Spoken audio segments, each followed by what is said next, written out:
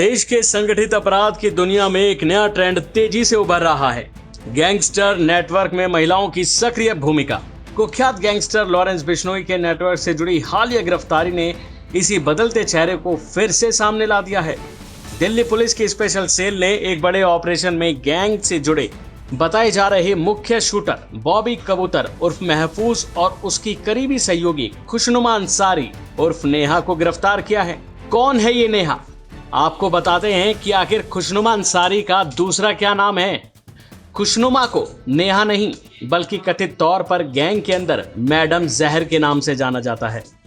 Police सूत्रों के मुताबिक नेहा नॉर्थ ईस्ट दिल्ली में एक ब्यूटी पार्लर चलाती थी, लेकिन जांच में दावा किया गया है कि इसी पार्लर की आड़ में वह ड्रग सप्लाई और अवैध वसूली से जुड़े नेटवर्क का हिस्सा बनी हुई थी। बताया जा रहा है कि वह पिछले कई सालों से बॉबी कबूतर के संपर्क में थी और गैंग की गतिविधियों में सक्रिय सहयोग कर रही थी। दोनों आरोपियों को महिपालपुर फ्लाईओवर के पास से पकड़ लिया है। गिरफ्तारी के समय उनके साथ 2 अन्य संदिग्ध भी मौजूद थे।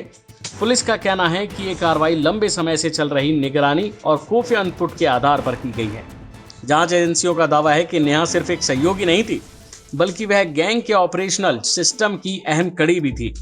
कथित तौर पर वह सुरक्षित ठिकाने उपलब्ध कराने, नेटवर्क के बीच तालमेल बैठाने और पैसों के लेन देन की व्यवस्था में भी भूमिका निभाती थी। सोशल मीडिया पर उसकी मौजूदगी और लग्जरी लाइफस्टाइल को भी अब जांच के दायरे में लिया गया है।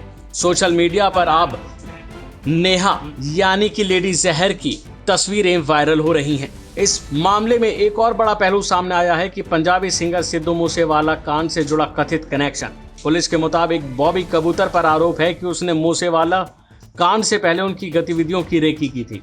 बताया जाता है कि उसने मूवमेंट और रूट से जुड़ी जानकारी इकट्ठा करके गैंग के अन्य सदस्यों तक पहुंचाई। हालांकि इन आरोपों की विस्तृत जांच अभी भी जारी है।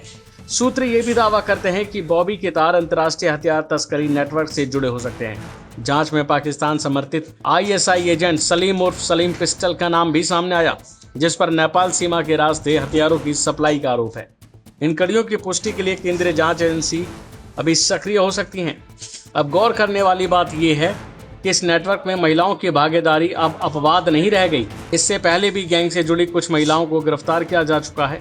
पुलिस अधिकारियों का कहना है कि महिलाओं का इस्तेमाल अक्सर शक से बचने और लॉजिस्टिक सपोर्ट के लिए किया जाता है। स्पेशल सेल को उम्मीद है कि मैडम जहर की गिरफ्तारी से ड्रग्स और आर्म सिंडिकेट के कई छिपे हुए पहलुओं से पर्दा उठ सकता है।